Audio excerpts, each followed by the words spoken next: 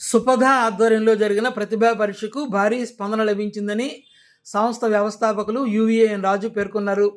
అయ్యకోనేరు గట్టున గల విజ్ఞాన భారతి పాఠశాలలో ఉత్తరాంధ్ర స్థాయిలో నిర్వహించిన పోటీలకు 42 పాఠశాలల నుంచి 650 మంది విద్యార్థులు పాల్గొన్నారని, విద్యార్థులకు మాతృభాష ఆవశ్యకత అర్థమయ్యేలా వివరించడమే కాక సంస్కృతి సాంప్రదాయాలు, మానవతా విలువల పరిరక్షణకు ప్రాధాన్యత ఇస్తున్నామని ఆయన పేర్కొన్నారు. కార్యక్రమంలో పాల్గొన్న తెలుగుదేశం పార్టీ విజయనగరం జిల్లా ప్రధాన కార్యదర్శి ఐవీపీ రాజు మాట్లాడుతూ, రేపటి తరాన్ని తయారు చేసేందుకు ఈ కార్యక్రమం స్ఫూర్తిదాయకంగా నిలిచిందని అన్నారు.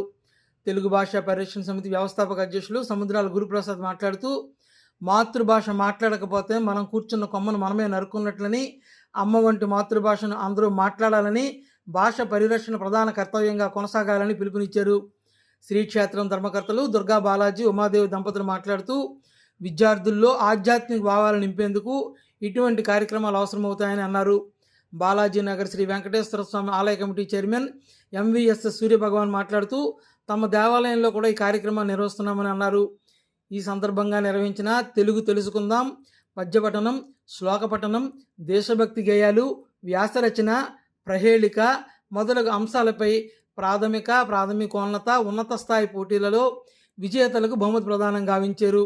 ఈ కార్యక్రమంలో జగద్గురుపేటకు చెందిన కెఎస్ మాధవరావు, విశ్రాంత మండల విద్యాశాఖ అధికారి అచ్యుతరామయ్య, సుపథ ముఖ్య సలహాదారు నరసింగరావు, సుపథ కన్వీనర్ బి శేషగిరిరావు తదితరులు పాల్గొన్నారు.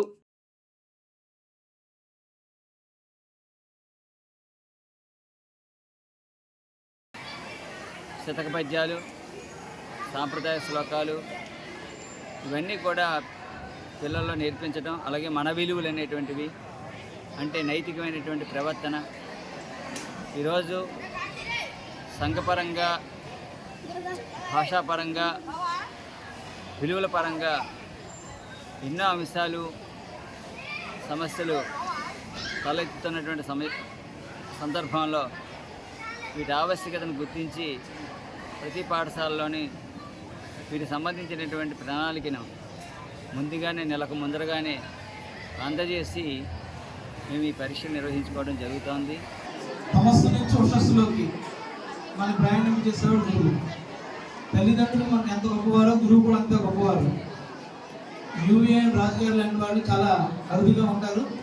అటువంటి ఆయన సాన్నిధ్యాన్ని పొందుతూ ఇంత మంచి సంప్రదాయం, సంస్కృతి,